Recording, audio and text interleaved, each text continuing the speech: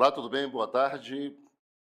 Que bom que você está aqui conosco no curso Desafio EAD Online. Estamos ao vivo aqui no nosso estúdio, para a sua casa, para o seu local de trabalho, para onde você estiver, não é? E como eu sempre falo, não é só boa tarde, pode ser boa noite, pode ser bom dia e pode ser boa madrugada. Por quê? Porque você que está assistindo ao vivo é boa tarde, mas você que vai assistir depois pode ser boa noite, pode ser bom dia, pode ser boa madrugada. E quando eu falo bom dia, boa madrugada, é isso mesmo. Nós estamos hoje com 4 turnos de trabalho, de estudos, de vivência. Há pessoas que às vezes não têm tempo de dia nem de noite, estuda pela madrugada. Então, exatamente esse é o processo. Então, seja bem-vindo ao nosso clube, ao nosso curso Desafio. Seja bem-vindo. Estamos aqui na nossa aula EAD e você, que é nosso aluno para a preparação para o Enem e também para a preparação para concursos públicos, fique ligado nas dicas, porque a redação não cai para o concurso, mas estamos trabalhando a parte da escrita formal da língua portuguesa. E a escrita formal é exatamente a escrita que trabalha o nível padrão. E para nós conhecermos a escrita formal, para nós termos o domínio da escrita correta, é preciso conhecer os padrões gramaticais, conhecer as normas gramaticais. E essas normas ajudam no aspecto da concordância, ajudam no aspecto do conhecimento gramatical. E escrita formal, também chamada de linguagem culta, linguagem padrão. As pessoas perguntam assim: o que eu faço para escrever a linguagem culta, a linguagem padrão? Eu preciso escrever palavras dicionarizadas, linguagem rebuscada? Não, não precisa.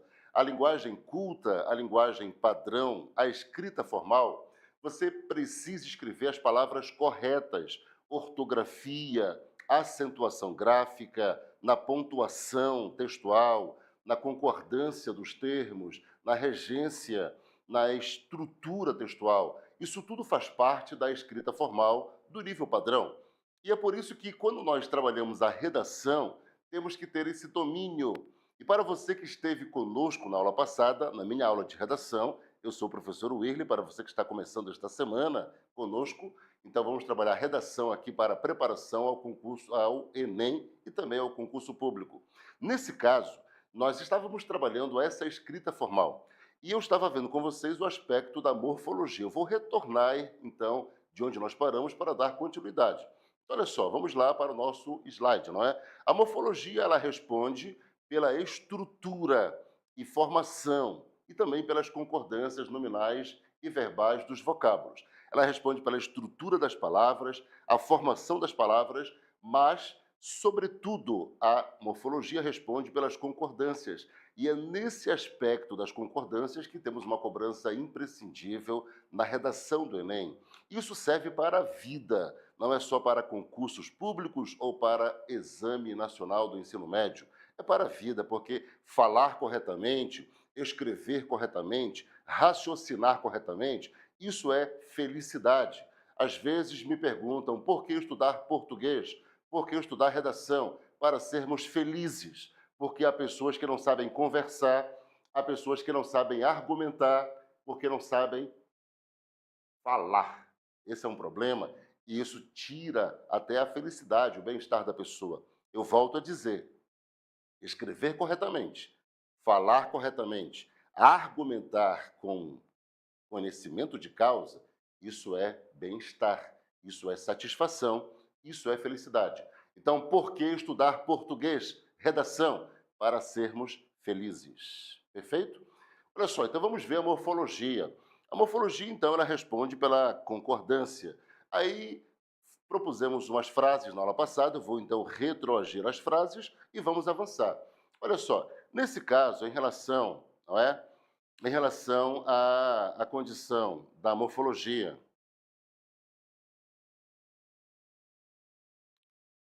vamos só rever aqui. Nesse caso, então, em condição à morfologia, nós precisamos estabelecer o princípio, não é?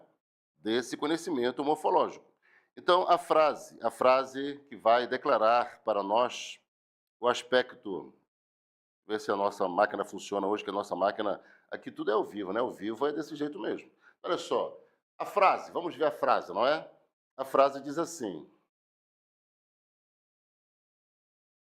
A sociedade, ao cooperar no debate sobre a invisibilidade civil, intermedia as discussões perante o governo. Olha só, nesse caso, não é? Intermedia as discussões perante o governo. Deixa eu ver o que eu faço para a gente ver aqui rapidamente. Hum, Vamos ver se agora vai.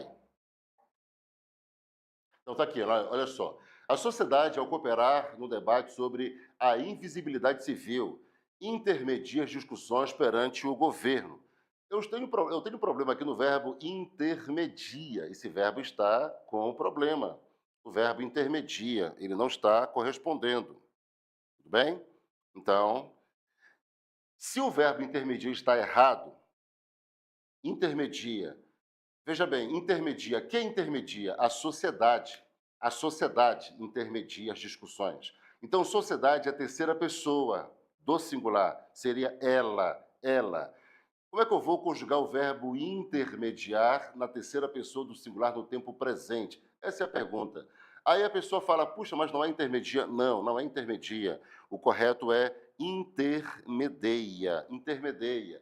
Porque o verbo intermedia, ele não existe. Quando é que eu posso usar intermedia? Nunca. Intermedia não existe. É vício de linguagem. Nós que nos viciamos a falar a palavra errada. Tudo bem? Então, não tem intermedia. Porque a conjugação verbal é exatamente aqui, olha. Eu intermedeio, tu intermedias, ele, ela intermedia, nós intermediamos, certo? Vós intermediais, e eles, elas intermediam. Então, nós temos essa construção gramatical. Aí, eles, elas intermediam. Esse negócio hoje não está querendo funcionar, não é? Como eu falo, ao vivo é assim mesmo. Então, olha só, eu intermedeio, tu intermedias, ele, ela intermedia, nós intermediamos, vós intermediais, eles, elas intermediam. Percebeu? Não é eu intermedio, eles intermediam. Não, não existe intermedia, é intermedeio.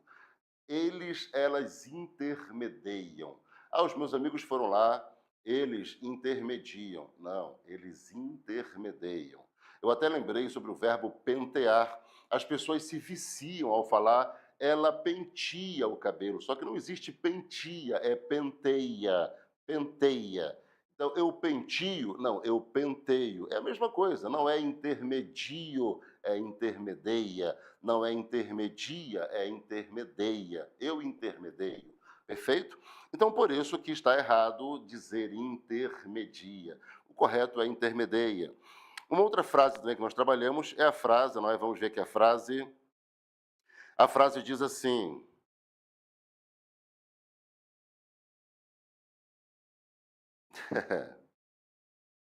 a frase diz assim, de forma eficiente o Estado reaveu o programa de registros civis, tornando-o gratuito para todos os indivíduos brasileiros. Olha só, temos erro aqui no verbo reaveu, não existe o verbo reaveu, tudo bem? Não existe o verbo reaveu, o verbo está errado e, nesse caso, nós temos que fazer a revisitação desse verbo. Então, não é reaveu. Aí eu perguntei também na aula passada, se não é reaveu, como é que é o verbo correto? Então, não é reaveu, o verbo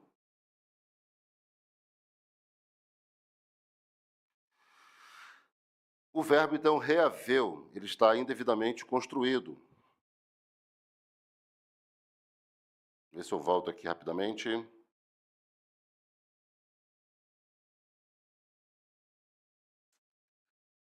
Hoje está complicado, né? De fato. Mas vamos lá, gente, vamos lá. Coopera aí que a gente vai conseguir.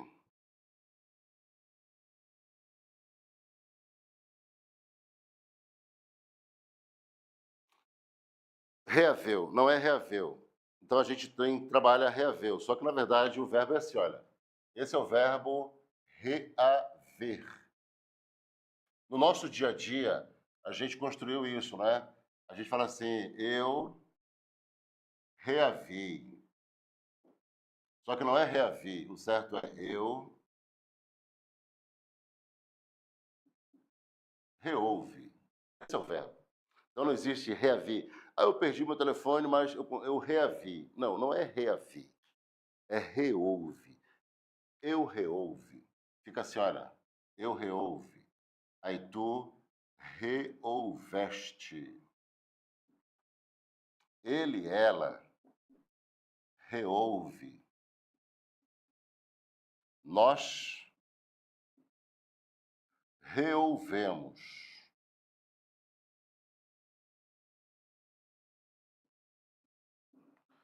Vós reouvestes. E eles reouveram. O nosso problema é que nós construímos uma língua portuguesa que não existe. Como assim não existe? Porque assim, eu vou colocar para vocês verem aqui, olha. Nós colocamos assim, olha só, eu reavi. Aí tu reaveste. Ele reaveu.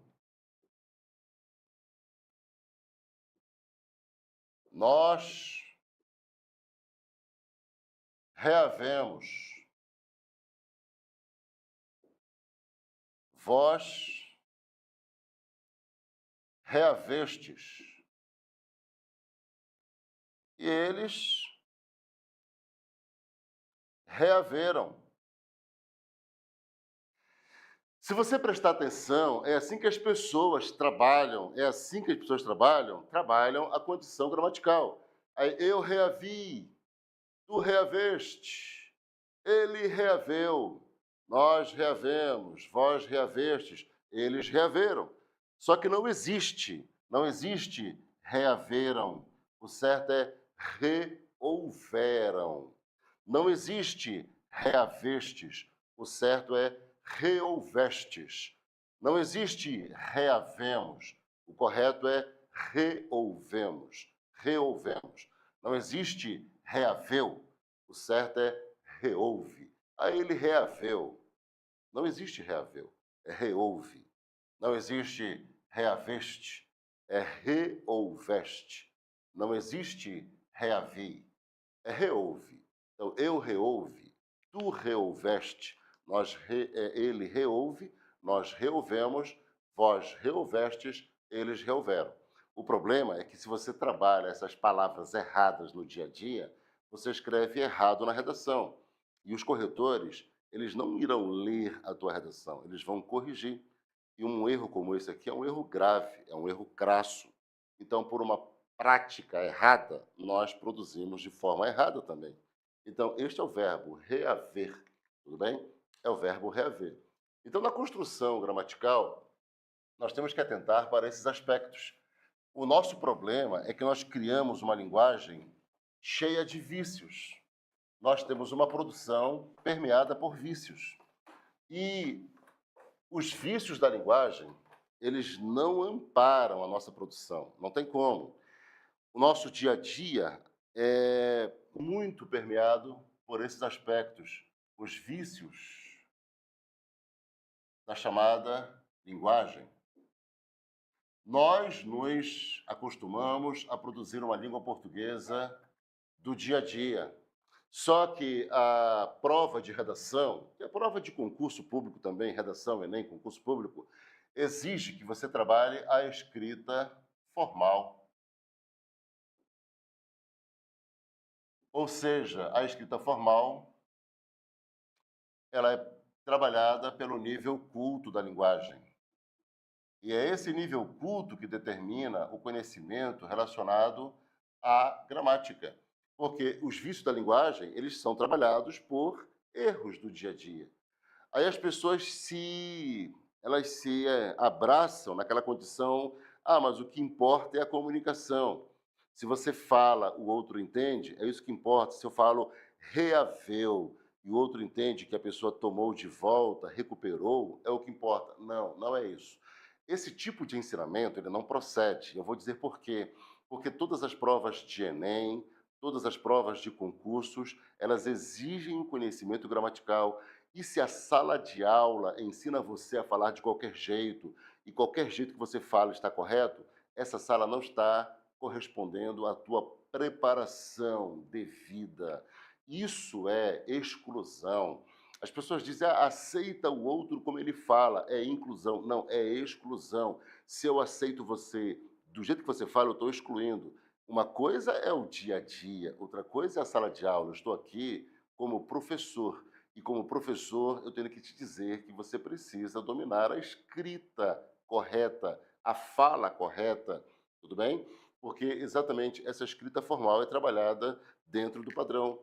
Os vícios da linguagem, eles são baseados em barbarismos, ou seja, falhas gramaticais, são barbarismos.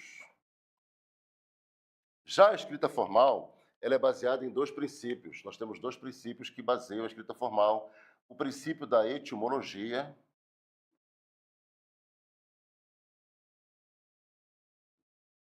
e o princípio da filologia. Então, são dois princípios que baseiam a escrita formal e também o chamado nível culto. Eu tenho o princípio da etimologia e o princípio da filologia. Perfeito? O que é a etimologia? A etimologia trabalha a origem dos vocábulos. Então, é a ciência que responde pela origem. Então, a ciência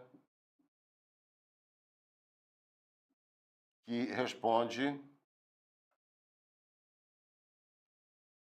pela origem dos vocábulos, ou seja, de onde o vocábulo foi originado, de qual língua ele foi estabelecido, qual matriz linguística ele é oriundo. Então, esse estudo pertence à etimologia. A filologia, não confunda, tá? Não é filosofia, é filologia. Logia vem do grego logos, filos também vem do grego. Filos é conhecimento, conhecimento da palavra. Então, filologia, filologia. A filologia também é uma ciência que responde pelo estudo documental dos vocábulos. Então, a filologia responde pelo estudo documental dos vocábulos. Se a etimologia responde pela origem dos vocábulos, a filologia responde pelo estudo documental. Para você entender como é que as duas ciências elas se convergem. Uma ciência como a etimologia determina, essa palavra é oriunda do sânscrito. Aí, se ela é oriunda do sânscrito, então a filologia faz assim, olha, deixa eu repetir para você ver. Então, para você entender, a etimologia diz, essa palavra aqui é derivada do sânscrito. Aí a etimologia determina a origem, tá aqui, ela determina a origem do vocábulo. A palavra foi originada no sânscrito. Aí a filologia vai fazer o estudo dos documentos para comprovar a existência da palavra.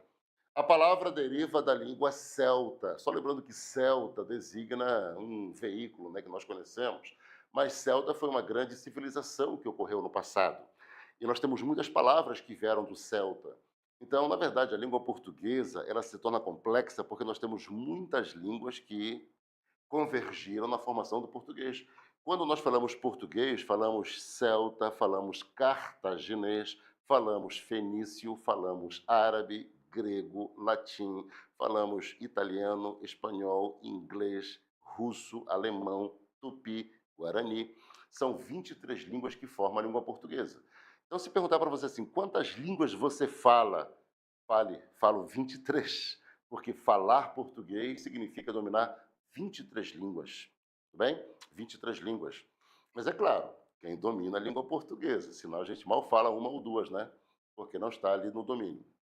Então, a etimologia, ela estuda a origem dos vocábulos e a filologia confirma os documentos daquele vocábulo. Vai lá nos documentos egípcios, nos documentos cartagineses, nos documentos fenícios, documentos gregos, documentos italianos, documentos alemães, documentos ingleses, documentos espanhóis, confirmando a origem da palavra.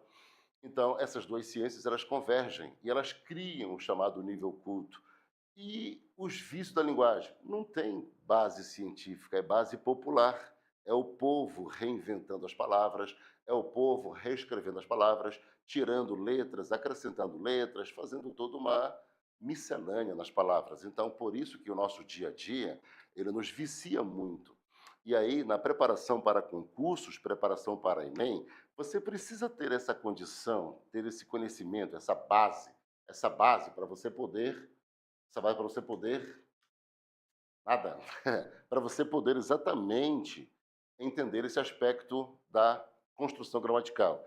E dentro desse nível culto aqui também, um outro fator é que nós precisamos trabalhar a linguagem denotativa. Então, existem duas linguagens principais. Vou colocar aqui, olha, são os dois sentidos principais da linguagem. Então, os sentidos principais da linguagem.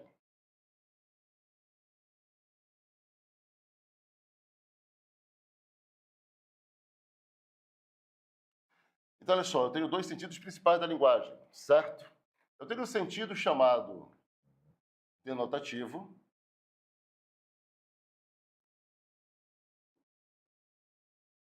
e o sentido chamado conotativo.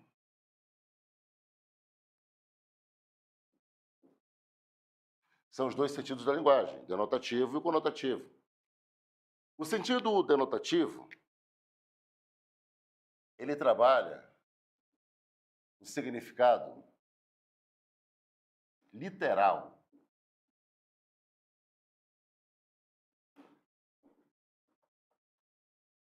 O sentido conotativo trabalha o significado figurado.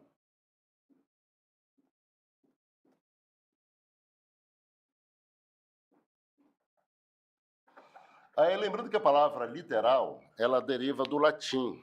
Então, literal, a palavra literal, só para nós entendermos com mais clareza, ela deriva da palavra latina litera. A palavra no latim era aqui, ó, litera, certo? Litera, no latim. Então, lá na língua de Roma, da civilização romana, estamos falando de civilização romana, o latim, que era a língua oficial da civilização romana, usava a palavra litera, litera. Tudo bem? Só que litera para Roma, litera significa letra. Então, letra. Quando a gente usa hoje literal, literalmente, quer dizer que é exatamente aquilo que a letra escreve. Por isso que é significado literal, ou seja, aquilo que está escrito. Não o que você opina, não o que você interpreta, mas o que está escrito de fato. Então, por isso que o significado literal, olha só, esse significado literal, ele é unívoco. Vou colocar bem aqui, ó, ele é unívoco. E o significado figurado, ele é equívoco.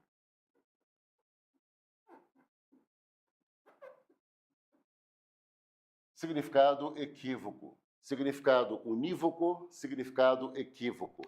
O que significa um significado unívoco? Unívoco significa único sentido. Unívoco, único sentido.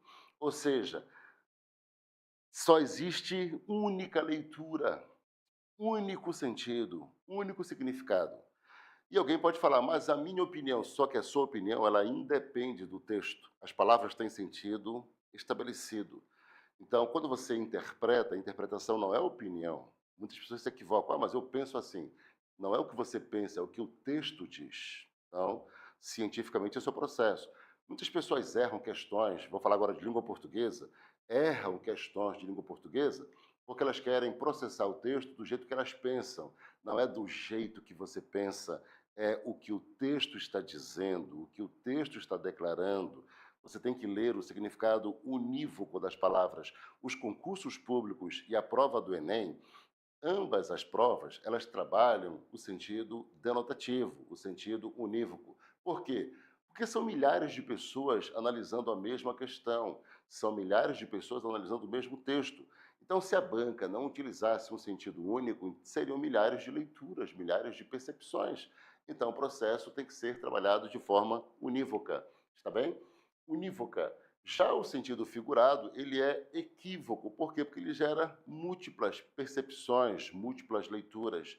Se eu estou sentado à mesa, eu estou sentado à mesa, e eu escute bem, é sentado à mesa, tá? Não é sentado na mesa. Se eu estou sentado à mesa e peço para alguém assim, me passa o arroz. Eu estou distante do arroz. E eu peço para a pessoa, me passa o arroz. Ela pode escutar de duas formas essa pergunta. No sentido equívoco, ela escuta, ele quer que eu dê a ele o vasilhame com arroz. Mas no sentido unívoco, eu disse: "Me passa o arroz". Ela pode encher a mão de arroz e passar em mim, porque eu pedi: "Me passa o arroz". Então, esse é o chamado sentido. E, na verdade, não é que a gente seja exagerado, mas o concurso público e as provas do Enem, elas exigem essa leitura. O nosso problema é que o nosso dia a dia nos viciou a trabalhar sempre no sentido figurado. Eu digo assim, por exemplo, vou esperar o sol esfriar. Eu já vou embora, mas vou esperar o sol esfriar. Gente, quando é que o sol esfria? Se o sol esfriasse, o sistema solar entraria em colapso, perfeito? Não tem como esperar o sol esfriar. Se o sol esfriasse, nem existiria mais terra, porque entraria em colapso. Então, nós falamos assim por sentido figurado.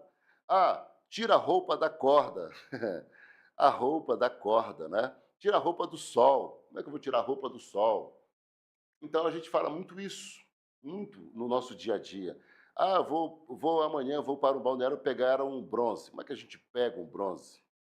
Perfeito? Eu levei um susto. Levou o susto para onde?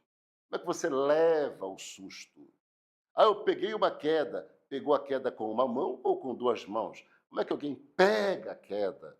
Então, nós falamos tudo isso no dia a dia, cheio de vícios, de falhas. Então, eu tenho que ter a palavra correta, a palavra adequada.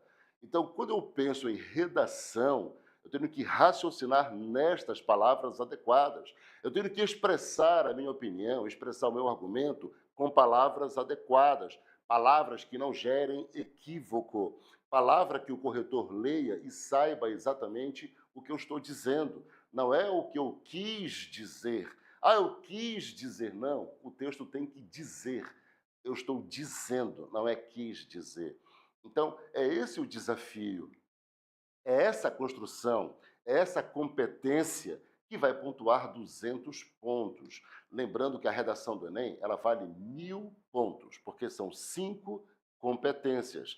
Cada competência responde por 200 pontos. 200 vezes 5, 1.000, correto? Então, nesse caso, eu tenho 1.000 pontos. E nesse aspecto, na construção dos 1.000 pontos, eu tenho que ter essa visão. Eu tenho que ser bom na escrita, competência 1, 200 pontos. Eu tenho que ser bom na construção dos sentidos do meu texto, na organização do texto, são mais 200 pontos, que é a competência 2. Eu tenho que ser bom no repertório sociocultural, saber utilizar o repertório pertinente ao texto, de acordo com o texto, competência 3, mais 200 pontos. Eu tenho que ser bom em articular o texto dentro dos aspectos da coesão textual, sem esquecer da coerência textual, que é o nexo, é o sentido lógico. Essa é a competência 4, mais 200 pontos, e tenho que ser bom na construção da minha proposta de intervenção, que fica lá no parágrafo de conclusão. Então, eu tenho que saber construir uma proposta. Por que proposta? Porque todo tema de redação traz uma problemática, e essa problemática tem que ser analisada. Eu vou analisar a problemática durante o parágrafo de proposição, eu argumento nos parágrafos de desenvolvimento, e quando eu chego ao parágrafo de conclusão, eu tenho que fazer exatamente essa construção de uma intervenção. Se há um problema, eu analisei o problema durante o texto e eu finalizo o texto apresentando uma intervenção, uma forma de como modificar aquele cenário. Então, por isso que a conclusão ela é fundamentada na proposta de intervenção, ou seja, eu intervenho, eu proponho essa ideia, esse fator para melhorar esta problemática. É esse raciocínio. Então, a soma destes 5 elementos, destas 5 competências, 200 pontos cada competência, alcançam os 1.000 pontos.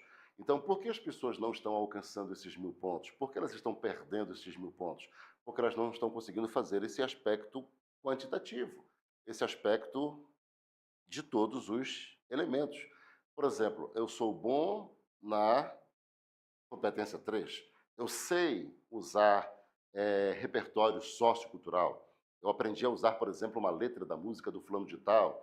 Eu vou usar uma parte do filme que eu assisti em tal streaming. Ah, eu vou usar essa história aqui em quadrinhos. Eu vou usar um herói da Marvel. Eu vou usar... Ok, mas isso só te garante 200 pontos. Então, 200 pontos você não tem como. Você não pode ser bom só no aspecto, você tem que ser bom nos 5 aspectos. E estamos falando aqui da competência 1. Eu estou focando na competência 1. No decorrer das nossas aulas, vamos falar das demais competências durante a nossa programação de aulas. Então, neste momento inicial, estamos focando, claro, no primeiro degrau, que é a competência 1. E esse aspecto todo aqui está vinculado à competência 1. Então, você precisa trabalhar este significado literal, ou seja, trabalhar o sentido unívoco das palavras. Você não pode ficar se equivocando, estabelecendo. Só para nós entendermos aqui, olha só, vamos ver. Uma pessoa, por exemplo, escreve uma redação sobre violência urbana. Então, digamos que eu vou escrever uma redação sobre violência urbana. Aí eu escrevo uma frase que diz assim, olha, a frase diz assim, olha,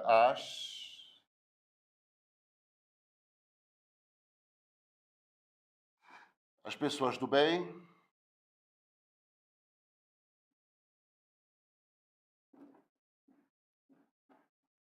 precisam viver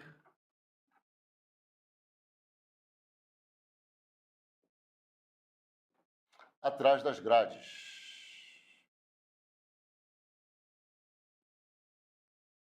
Eu estou montando uma redação. Enquanto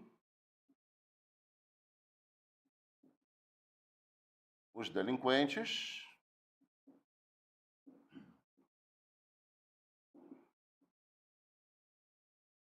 vivem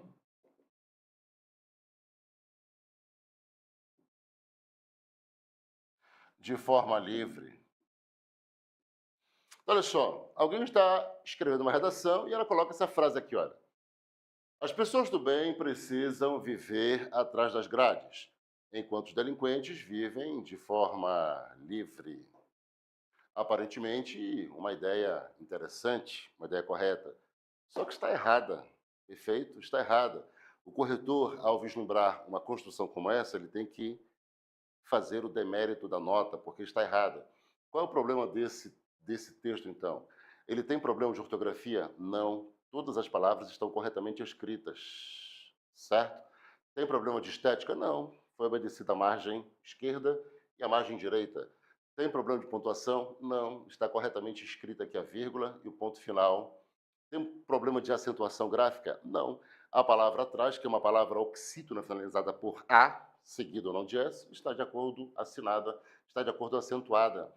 Não tem problema de ortografia, não tem problema de concordância. O verbo está concordando corretamente com o sujeito. Quem precisam viver? As pessoas, plural, plural. Temos aqui, não é?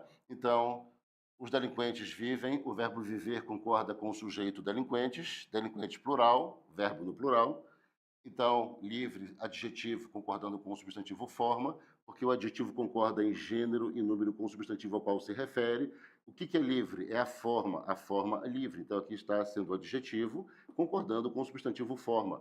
Então, eu tenho concordância correta, tenho ortografia correta, acentuação gráfica correta, eu tenho pontuação correta. Qual o problema, então, desta frase? Concordância, regência, a ortografia. O problema exatamente é o sentido, porque a escrita formal ela vincula o sentido, certo? Cadê o problema aqui? Primeiro problema, pessoas do bem. Eu não posso fazer essa construção, pessoas do bem. Eu não posso modalizar. Esse erro aqui é chamado de modalização. O que é a modalização? Modalização frasal, é assim que chama. Mas esse erro não nos ensinam na escola. Não nos ensinam na escola. Só que ele está na grade de correção da redação do Enem. Por que esse erro é uma modalização frasal? Porque eu estou julgando. E eu não tenho prerrogativa para julgar quem é do bem, quem é do mal. Porque as pessoas, são indivíduos. Não compete a mim ficar julgando pessoas, ficar julgando situações. Toda vez que eu me ponho no lugar de um juiz, porque o que é escrever uma redação? Vamos lá, ver se você lembra aí. Qual é o princípio? Qual é o aspecto basilar de uma redação? Qual é? É sermos imparciais. Sim ou não? Você que já estudou redação, é isso. Redação é ser imparcial. Você tem que analisar de forma imparcial a temática problemática. Então, eu não posso ficar julgando parcialmente se é correto, se é errado, se é bom, se é mal. Não posso. Quando eu me posiciono de forma inadequada, eu estou criando o erro da modalização frasal. Então, não são pessoas do bem, certo? Outra coisa, viver atrás das grades. Se a escrita formal exige o significado literal, e o que é o literal? É o significado unívoco. Literal, eu expliquei, vem de litera no latim, que quer dizer letra, ou seja, exatamente aquilo que a letra escreve. Se o significado é literal, e eu escrevi que as pessoas vivem atrás das grades, então onde eu estiver, haverá uma grade na minha frente, porque eu vivo atrás das grades, correto? Então, eu saio com uma grade na minha frente, eu amanheço com uma grade na minha frente, eu vou tomar banho com uma grade na minha frente, eu me arrumo com uma grade na minha frente, eu entro no carro com uma grade na minha frente, eu entro no ônibus com uma grade na minha frente, eu vivo atrás das grades. Percebeu isso?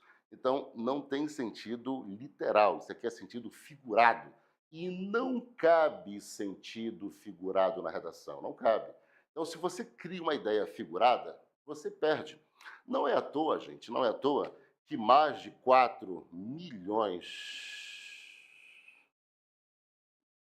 e 300 mil indivíduos participaram do Enem o ano passado. O Enem 2024 teve esse quantitativo aqui, olha. Foram mais de 4 milhões e 300 mil. E sabe quantas notas mil tivemos na redação? Só 12. Então foram 12 notas mil em todo o Brasil.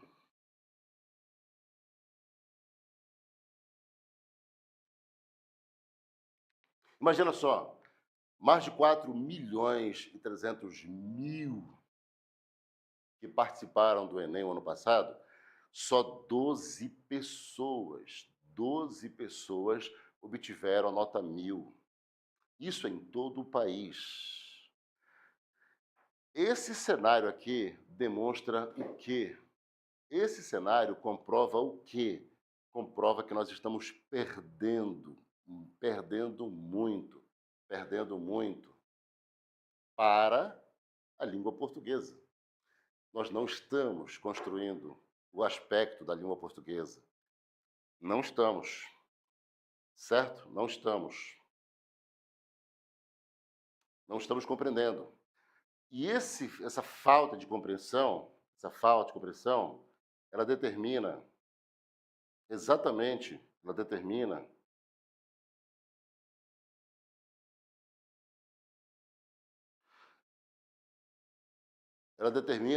a condição que nós não estamos alcançando. Então, olha só, professor, o que é que eu escreveria então? No lugar de pessoas do bem, a palavra corretamente seria os cidadãos.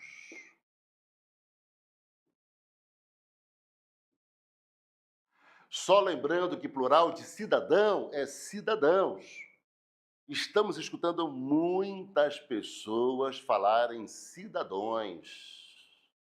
Não existe cidadãos, tudo bem? É cidadãos. O cidadão, os cidadãos. Se for feminino, a cidadã, as cidadãs. Então, os cidadãos, as cidadãs. Nada de cidadãos. deixa os outros falarem, mas você que é desafio, fale corretamente, cidadãos, tudo bem? Então, olha só, aí quando eu falo os cidadãos precisam viver, olha aí, ó, atrás das grades? Não. Precisam viver submissos. Aí eu tenho que escrever uma condição adequada.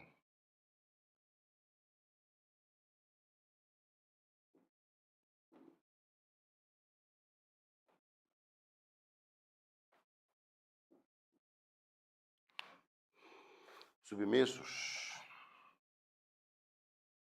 ao aspecto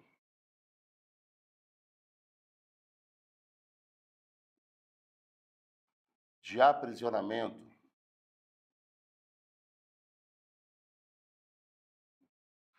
Então, olha só, não é aprisionados ao aspecto de aprisionamento. Então, é assim, não são palavras rebuscadas, dicionalizadas, não. Palavras adequadas, palavras corretas. Perfeito? Então, essa é a condição. Vamos fazer um teste agora, vamos lá, em relação à escrita formal. Tudo bem? Eu quero testar você nesse aspecto da escrita formal. Então, vamos para as nossas questões de hoje. Vamos lá. Eu quero desafiar você em relação à escrita formal. Lembrando que a escrita formal, vamos então vamos lá, vamos ao nosso slide, a escrita formal. Olha aí, não é? A escrita formal, então, ela determina o seguinte, olha, o candidato deve demonstrar a capacidade de compreender e relacionar regras gramaticais, fatos, informações e argumentos com base no sentido denotativo da linguagem. Percebeu? Sentido denotativo. Então, guarda esse sentido, ele é obrigatório na redação, na prova de português, em qualquer prova do Enem, história, geografia, você tem que ler o que está escrito, não é o que você pensa, o que está escrito. E aí, lembrando que o sentido formal, ok? Esse sentido denotativo, ele se caracteriza por manter as palavras, olha só, as expressões e textos fiéis ao sentido unívoco. O que é o sentido unívoco? Já vimos, é o sentido único. Ou seja, só tem aquele sentido. Se 1000 pessoas lerem, elas têm a mesma leitura. Não tem opinião diferente, porque é sentido unívoco. É o sentido literal, é o sentido real, o original da linguagem. Vamos então a uma questão, vamos lá, olha só. Torna-se necessário que o governo norte-americano assine o Acordo de Paris, para que assim possa definir metas que atenuem as alterações climáticas na Terra. Isso aqui é uma frase que foi retirada de uma redação. Aí a banca, ela corrigiu essa frase. Todas as frases que eu vou utilizar agora são frases extraídas de redações. A banca corrigiu. Veja bem, o que a banca estabeleceu como correção aqui? A letra A, sabe-se que o texto está correto, então a banca não corrigiu. Letra B, o texto apresenta erro interpretativo na expressão alterações climáticas. C, confirma-se erro no significado do vocábulo norte-americano. D, a falha interpretativa na palavra atenuem. Ou letra E, confirma-se erro no sentido de alterações. Então, se a banca corrigiu, B, C, D ou E. Se não corrigiu, letra A. Faça a sua opção aqui, vamos lá, 30 segundos, rápido. Vamos lá, 29, 28, 27, 26. Vamos lá, gente, é assim mesmo. Pressão, concurso é pressão. Enem é pressão, tudo bem? Ah, eu não tenho tempo. Tem que ter tempo, porque a prova são 50 questões no concurso para 4 horas e meia. 70 questões para quem vai fazer CFO. 4 horas e meia. E o Enem são 90 questões e mais a redação no primeiro domingo. 90 questões e mais a redação. Se você ficar gastando o tempo que você quiser, você não faz. A resposta da primeira questão. Vamos lá, pense aí, 5 segundos. 5 segundos, vamos, pense na questão. Nesse caso, então, vamos lá, vamos à resposta. Olha só, o problema aqui não é, está exatamente no termo norte-americano. Tudo bem? Então, a letra C é a resposta. Confirma-se erro no significado do vocábulo norte-americano. Por que norte-americano está errado? Por quê? Vamos lá, vamos à gramática. Tudo bem? Olha só. A gramática diz assim, olha, existe norte-americano e existe estadunidense. Tudo bem? Então, existe norte-americano e existe estadunidense. Norte-americano é o adjetivo gentílico que designa quem nasce e ou vive em qualquer país da América do Norte. Norte-americano. Estadunidense é o adjetivo gentílico que designa quem nasce e ou vive nos Estados Unidos. Mas eu não estou entendendo. É o seguinte, meu amigo, vou desenhar aqui para você ver. Vou desenhar, vou escrever, né? Vamos lá. Olha só, quando eu olho para a América do Norte, porque norte-americano designa quem nasce e ou vive na América do Norte. Quando eu olho para a América do Norte é composta por México,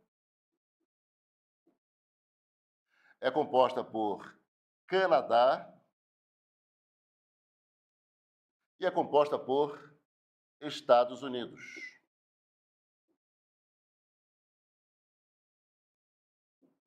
São três países que compõem a América do Norte.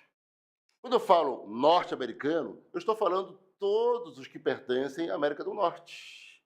Ah, eu gosto do cinema norte-americano, do México, do Canadá ou Estados Unidos?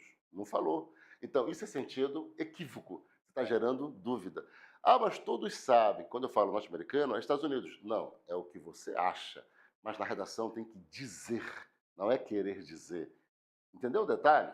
Você não pode querer dizer, tem que dizer. Então, o texto tem que dizer, tem que ser sentido literal. Se eu digo o governo norte-americano, então gera dúvida. É o governo do México, do Canadá ou Estados Unidos? Porque existe o adjetivo gentílico correto. Por exemplo, quem é do México, qual é o adjetivo gentílico? É mexicano. Quem é do Canadá é o quê? É canadense. E quem é dos Estados Unidos é norte-americano? Não pode ser. Porque se eu falar que Estados Unidos, só eles são norte-americanos, eu estou excluindo o Canadá e o México. Simplesmente isso. Então, qual é o adjetivo correto? É estadunidense. Aí eu pergunto para vocês, quem é que utiliza esse adjetivo estadunidense? Quase ninguém. Eu não vejo e nem escuto quase ninguém utilizando. Sabe? Aí chega numa redação, a pessoa vai escrever errado, porque ela não sabe a palavra correta, não sabe a palavra adequada. Eu gosto do cinema estadunidense. Essa é a palavra correta. Eu gosto da música estadunidense. Essa é a palavra correta. Eu gosto da lei, das leis estadunidenses. Essa é a palavra correta. Não é eu gosto das leis norte-americanas, eu gosto da justiça norte-americana. Não, nada disso. Vamos estudar a história norte-americana, a não ser que seja a história do continente. Porque se eu for estudar a história do país Estados Unidos, não é a história norte-americana, é a história estadunidense. Aí eu volto a perguntar, quem é que fala estadunidense? Poucas pessoas. Por isso que o conhecimento é privilégio de poucos. Perfeito? Então, por isso, olha só, voltando para o slide, então, vamos lá voltar para o slide. Quando eu olho para norte-americano, norte-americano se refere ao adjetivo gentílico. Então, vamos lá de volta para o slide. Norte-americano é o adjetivo gentílico. Já estadunidense é o adjetivo que designa Estados Unidos. Tudo bem? Vamos lá para o slide? Vamos lá? Então, nesse caso, olha só. O adjetivo gentílico, norte-americano, mas da América do Norte, que é composta por três países. O estadunidense já é um adjetivo que designa quem é dos Estados Unidos. Então, quando eu volto para a questão, olha aí, ó, quando eu volto para a questão diz assim, olha, torna-se necessário que o governo norte-americano assine o Acordo de Paris. Então, não é o governo norte-americano, porque se eu falo governo norte-americano, pode ser o governo do México, governo do Canadá ou governo dos Estados Unidos. Então, por isso, o correto é governo estadunidense. Perfeito? Esse é o correto, governo estadunidense. Aí sim, essa era a forma. Aí, quando eu falo governo estadunidense, eu estou sendo unívoco, sentido literal. É o governo especificamente dos Estados Unidos. Ok, agora sim está correta a minha textualidade. Mas não norte-americano. Vamos à questão 2. Os indígenas passaram por três fases distintas: antes, durante e pós-colonização. Diante disso, vê-se o quanto os mesmos tiveram suas identidades cerceadas. Letra A. Ocorre erro no significado de cerceadas. B. Há desvio gramatical no uso de os mesmos. C. Para obter o sentido correto, a palavra fases deve ser substituída pelo termo épocas. Letra D. Entende-se que o texto está correto? E letra E. Ocorre erro no sentido do termo indígenas? Pense aí, então, 15 segundos, vamos lá, pense. Essa frase novamente foi extraída de um texto de redação, e aí a banca corrigiu. Se corrigiu, letra A, letra B, letra C ou letra E? Se não corrigiu, letra D. Ou seja, se está correto, letra D. Pense aí, qual seria a sua resposta nesta questão? Pense aí, eu estou testando nesta aula a sua linguagem, tudo bem? Como é que você trabalha o significado, o domínio da linguagem, as palavras adequadas, para que você gere o sentido unívoco e não o equívoco. Nós temos que limpar o nosso texto das falhas, das inadequações e trabalhar um texto correto, gramatical. E se eu não tiver se eu não tiver a vontade de escrever corretamente? Então você não vai nem obter nota 500. A escolha é sua, certo? Simplesmente isso. A filosofia diz que nós fazemos as nossas escolhas e as nossas escolhas nos fazem. Ou seja, cada um tem aquilo que merece. E eu sei que você quer o melhor, você merece o melhor. Então fique conosco nas nossas aulas, aprenda, pratique e mereça o melhor. Vamos lá então, de volta para a questão, olha aí, ó. Qual é a tua resposta nesta questão? A, B, C, D ou E? 10 segundos para você pensar. Olha para o texto, considera as opções. Só para confirmar se você tem um domínio da escrita formal ou se você tem falhas, inadequações nesta construção. Vamos então à correção. Vamos lá. Então, parabéns para quem viu o erro aqui no termo os mesmos. Os mesmos, certo? Os mesmos. Está aqui, ó. Os mesmos. Esse é o problema, os mesmos. Então, a resposta seria a letra B. Há desvio gramatical no uso de os mesmos. Essa é a resposta, letra B. Parabéns para quem respondeu. Agora, vamos lá. Não é para você ficar chutando, tá? É para você responder. Então, quando você olhar as opções, eu peço que você se concentre. Foque o cérebro ao acerto das questões. Não fique chutando, vou chutar na letra B. Não, não é assim. Sem nem saber por quê. Isso não vale a pena. Lembre que a aprendizagem ela é semelhante a um atleta, a um atleta treinando. Se eu treino de forma desleixada, eu não estou me preparando para ser campeão. Mas se eu treino focado, se eu treino ali concentrado, aí sim eu estou no aspecto da preparação para ser campeão. A mesma coisa, estudar de forma desleixada não te capacita para você dominar o conhecimento. Não é você acertar no chute. A mamãe mandou eu marcar aqui. Não, nada disso. A sua preparação tem que ser científica. Ou você, o erro está aqui, e eu escolho esta opção. Errei. Perfeito. É melhor errar consciente do que chutar inconscientemente. Por quê? Porque tratar inconscientemente a ciência, desculpa a sinceridade, mas é estar do lado dos derrotados. Não dá para fazer uma prova de concurso chutando questões, e nem da prova do Enem. Então tem que saber responder, tudo bem? Então a letra B é a resposta consciente, ou seja, está errado os mesmos. Por que isso? Porque as pessoas se viciaram a trabalhar assim, olha, é, usar os mesmos, o mesmo, como se fosse um substituto de sujeito. A gramática diz que representa erro gramatical crasso. O que é crasso? É grave. É um erro grave. Substituir o sujeito ou o núcleo do sujeito pelos termos o mesmo, a mesma, os mesmos, as mesmas.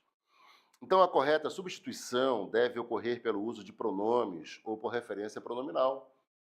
Substituir sujeito ou núcleo do sujeito ou predicativo que seja por o mesmo, a mesma, é um erro gravíssimo. Por exemplo, assim, olha só, não, uma frase, não entre no elevador sem antes confirmar que o mesmo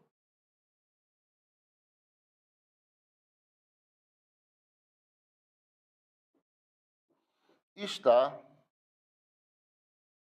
parado no andar. Uma frase que a gente visualiza no dia a dia, de forma tão corriqueira, mas está errada. Por que está errada? Porque essa frase cometeu o erro crasso, que a gramática proíbe. Qual é o erro crasso? Substituir sujeito por o mesmo, a mesma, os mesmos, as mesmas. Olha só, não entre no elevador sem antes confirmar que o mesmo. Quando eu falo o mesmo, quem é esse o mesmo aqui? Seria quem? Seria elevador. Esteja ou está parado no andar.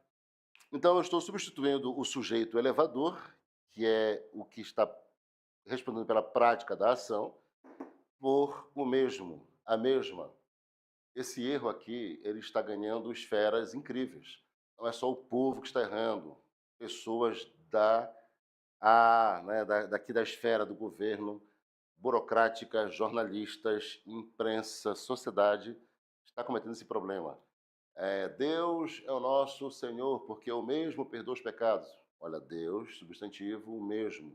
Troquei por o mesmo. Eu posso? Não posso. Mais ou menos erro? Não, não é erro mais ou menos, é erro grave, é erro ridículo, é erro terrível. Fazer essa troca é simplesmente declarar que você não conhece. É fato, gente. Estou sendo sincero com vocês aqui. Sincero mesmo. Aqui não é passar a mão na cabeça, tá? É papo sincero, olho no olho aqui. Professor, estudante. Então, fazer esse erro é declarar que você não conhece norma gramatical, não conhece, não sabe que sujeito jamais pode ser substituído por o mesmo, a mesma. Nesse caso, então, olha só, não entra no elevador sem antes confirmar que... O que eu faço aqui, então? A gramática fala, não é, que eu tenho que fazer o seguinte, olha, eu tenho que trocar por sujeito, pronome, ou seja, ele. Ele quem? O elevador. Simples, certo? Ou por um sinônimo, a cabine. De quem? Do elevador, mas não o mesmo. Então, nesse caso, o problema está aqui, quando eu faço uma troca errada. Então, voltando para a questão, vamos lá de volta para a questão. Olha aqui, ó. Quando eu olho para a questão, se eu não posso trocar o sujeito por o mesmo, a mesma, os mesmos, as mesmas, então eu devo trocar por um pronome ou uma referência nominal. Quais são os pronomes pessoais retos? Ele, ela, nós, vós. Então, ele, elevador. Uma referência nominal, a cabine. Cabine de quem? Do elevador. Então, eu faço uma referência nominal, um chamado sinônimo. De volta para a questão, está aqui, olha. Então, quando eu falo os mesmos tiveram, quem são os mesmos? Os indígenas. Só que eu não posso trocar o sujeito por mesmos. O que é que eu faria, então? Assim, ó, eles, certo? Vê-se o quanto eles. Eles quem? Os indígenas. Então, eu troco por pronome e não por o mesmo, a mesma, ou por uma referência nominal. Por exemplo, aqui, olha, esses nativos. Quem são esses nativos? Os indígenas. Então, eu estou trocando por uma referência nominal, por um pronome, mas não posso usar os mesmos. Então, jamais utilize o mesmo, a mesma, os mesmos, as mesmas, para substituir sujeitos. Não faça isso. Ah, mas todos fazem. Você não é todos. Perfeito? Próxima questão. Mediante o aumento dos casos da febre amarela na região norte, os governos estaduais devem receber 1,9 bilhões para a compra de vacinas e insumos. Letra A. O registro de governos estaduais deve ser obrigatoriamente com iniciais maiúsculas. B.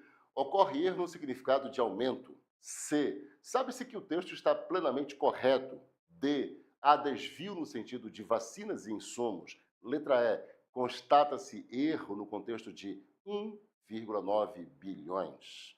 Pense aí qual a tua resposta na terceira questão. Pense aí, vamos lá. 10 segundos para você pensar na resposta desta questão. Se está correta, letra C. Se está errada, A, B, D ou E. Estamos testando a escrita formal, o domínio gramatical da linguagem denotativa, sentido unívoco das palavras. Vamos lá, pense aí.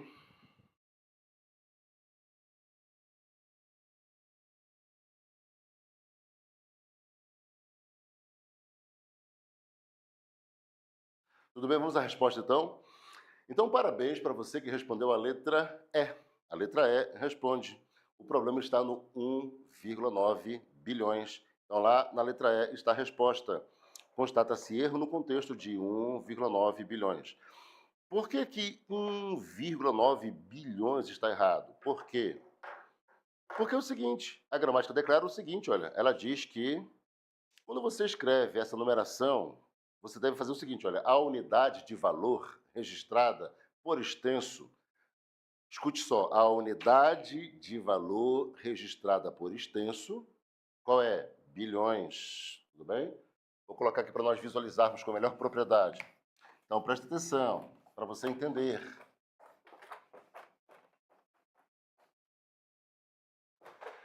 A regra de sujeito e singular, perdão, de singular e plural, ela é muito simples. A regra de singular e plural é muito simples. Singular, um. Plural, dois em diante. Simples. Quando eu coloco 1,9, presta atenção, 1,9. Eu pergunto, equivale a 2? Não, não equivale. Se 1,9 não equivale a 2, o que justifica a palavra bilhões no plural? Esse é o problema.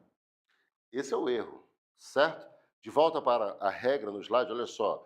A unidade de valor registrada por extenso, a palavra bilhões, refere-se sempre ao número antes da vírgula. Então tá aqui, olha, o bilhões, se refere sempre ao número antes da vírgula. Quem está antes da vírgula? Está antes da vírgula. Ok? Logo, deve concordar gramaticalmente, é o que diz a regra, apenas com esse número. Então, a palavra que está por extenso se refere ao número antes da vírgula. Se é a referência de concordância, então não pode ser bilhões. Aqui está o erro. Tem que ser como? Bilhão. Só que as pessoas pensam assim, 1,9 bilhões. Como se o 9 fosse o elemento de concordância. Não, não é. Aqui não são 9 bilhões, tá? Aqui é 1 bilhão e 900 milhões. Esse número após a vírgula, ele fica na unidade inferior no valor de centena. Então, o inferior a bilhões é milhões, centena, 900. Então, a leitura correspondente aqui ó, é 1 bilhão e 900 milhões. Essa é a leitura. Está bem? Então, corrigindo, fica assim, olha só na correção, né? Então, bilhões está errado. Se refere ao número antes da vírgula, o número antes da vírgula é 1, então não pode ser bilhões, tem que ser 1,9 bilhão. De volta para a questão, então está lá, não é 1,9 bilhões, o certo é 1,9 bilhão. 1 bilhão, tudo bem? E aí, então, 9 bilhões, é 1 bilhão. Vamos à próxima. De acordo com dados da OCDE, o segmento de veículos elétricos deve sobrepujar a frota de veículos movidos a combustão até 2035, o que diminuirá a emissão de gases nocivos à natureza. Letra A. Constata-se erro no registro da sigla OCDE. B. As duas ocorrências de crase estão inadequadas. C. Há erro gramatical no registro de segmento. Letra D, há desvio no sentido do termo veículos elétricos. Letra E, a frase está plenamente correta. Se a banca corrigiu, A, B, C, D, E. Se não corrigiu, letra E. Veja lá, vamos lá, pense na resposta. A resposta, então, da questão 4.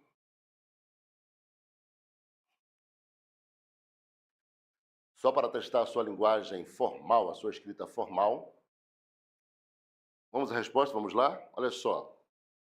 De acordo com dados da OCDE, O segmento de veículos elétricos deve sobrepujar a frota de veículos movidos a combustão até 2035, o que diminuirá a emissão de gases nocivos à natureza.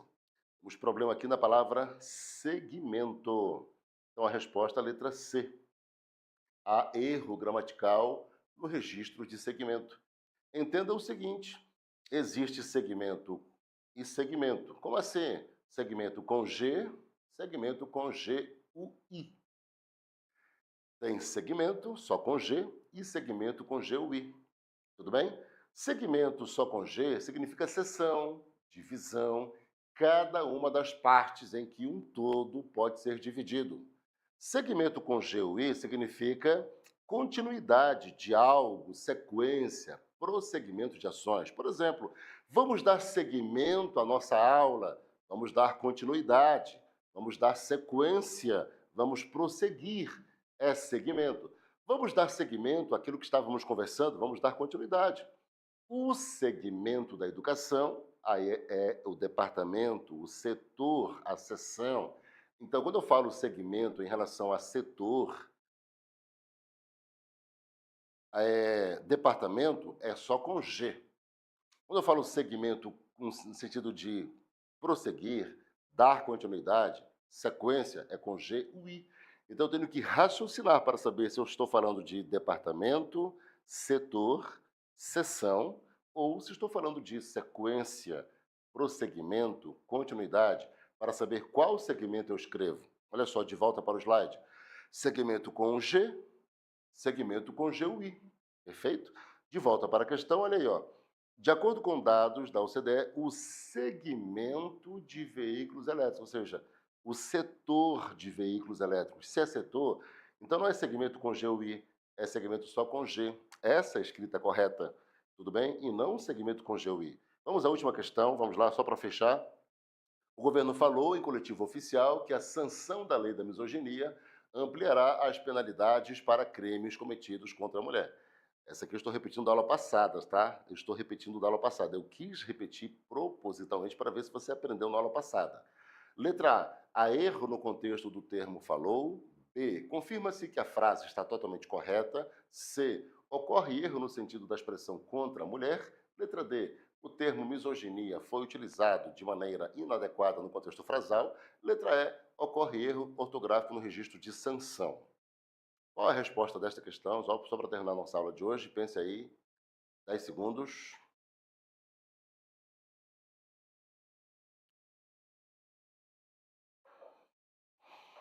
Então, o governo falou em coletivo oficial que a sanção da lei da misoginia ampliará as penalidades para crimes cometidos contra a mulher. A, B, C, D ou E? Vamos à resposta da questão? Vamos lá? Olha só. Então, parabéns para quem, repetindo, não é? Essa mesma frase eu trouxe na aula passada e expliquei na aula passada. Então, se você esteve lá na aula passada, esteve, não é estava. A gente não está usando mais o pretérito perfeito. Detalhe. Ah, eu estava doente. Então continua, porque estava é pretérito imperfeito. Então é eu estive doente. Cuidado com essa troca errada aí. Ah, esta semana eu estava viajando. Então continua, porque o pretérito perfeito é uma ação que não terminou totalmente. Eu estive. Saiba usar o pretérito perfeito. Então você que esteve na aula passada, não estava, esteve, e percebeu a explicação desta questão, eu estou recuperando aqui a sua aprendizagem. Se você aprendeu lá, então você acerta aqui. Se aprendeu lá e errou aqui, então não aprendeu ainda. Vamos testar o teu cérebro? Propositalmente eu repeti a questão.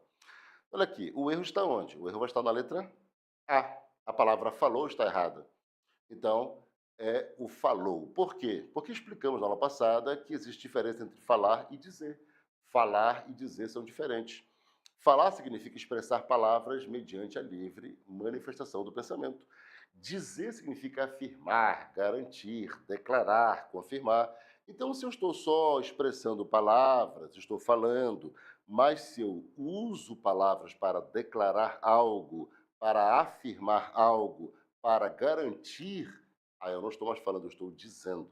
Então, toda vez que você garante, confirma, afirma, você está dizendo. Eu disse, você garantiu. Se você só usou palavras, eu falei. Então tem que saber usar falar e dizer. Ah, são sinônimos? Não, nunca foram sinônimos.